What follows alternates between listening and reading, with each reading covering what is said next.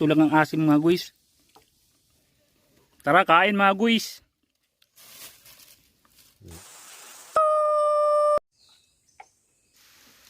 What's up mga guys? Nag-igib nga pala ako ng tubig dyan mga guys para may magamit na maya sa lulutuin kong patsambang putahe.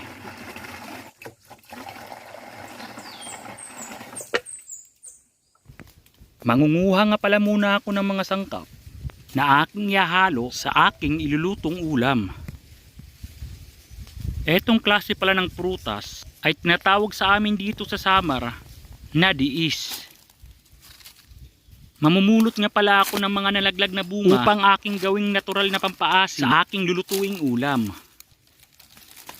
Maasim kasi ang lasa nito mga boys. Paki-comment nga po kung ano ang tawag sa prutas na ito sa inyong lugar. Sunod naman ay nanguha ako ng isang klase ng gulay na kung tawagin sa amin dito sa Samar ay dukalang. Mga talbos lang pala ng dukalang ang aking kinuha mga guys. Ayan lang kasi ang pwedeng gulayin.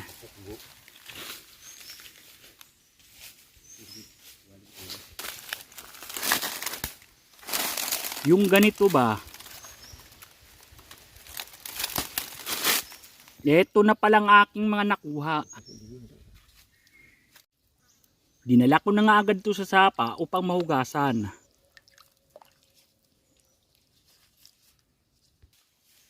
Hinugasan ko na rin pala ang mga diis na nakuha ko kanina. Ayan na mga guys. Wala nga pala kaming dalang kaldero na paglulutuan, kaya ang gagamitin ko ay magic kawayan. Nilagyan ko na nga agad ng tubig at isinabay ko na rin ang diis at dukalang. Habang hindi pa kumukulo mga guys, ay naghiwa muna ako dyan ng luya at saka sibuyas.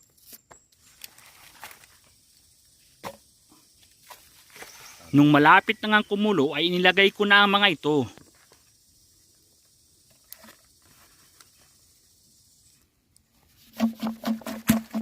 Tinagtag ko nga pala mga guys ang kawayan para mahalo sa loob.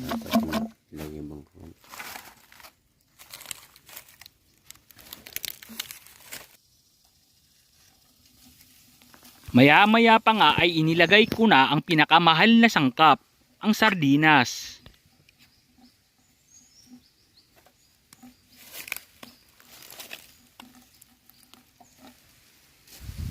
Nilagyan ko nga rin pala ito ng sili at paminta.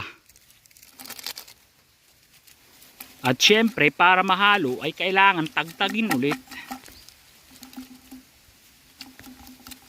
Habang nakasalang pang aking nilulutong ulam, ay nag-ihaw muna si Gops ng pata. Patamban-tamban. Kasunod niyan ay nagsaing na rin kami ng bigas sa kawayan. Eto na nga mga guys, oras na nga para sa tsibugan. Okay man. Bagkuhan talasin yan. Mapasok.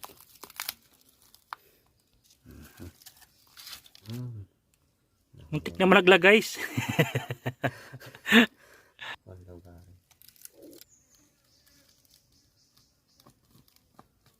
Kahumot.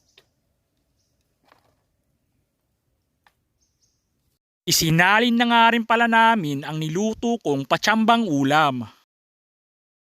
Daw tistingan.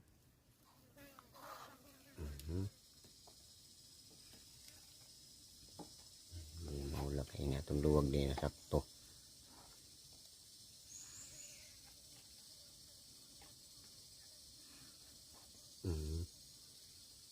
Uy, ano yung guwaps?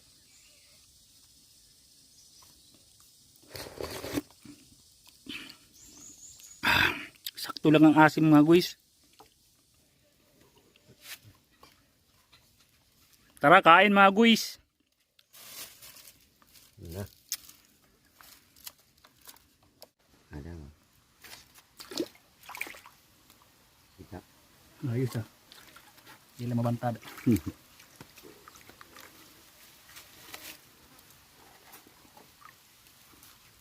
Damo sabaw. Iho.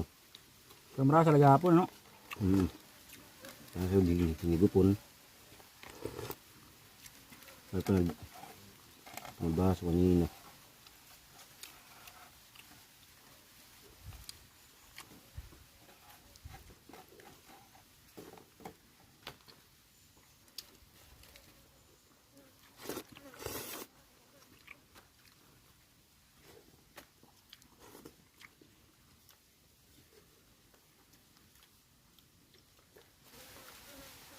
Bagalat siyang gaway. Nandiyan, di pa daw. Bigla nga dyan nagdilim ang paligid mga guys dahil parang trip ngayon ng langit na umulan.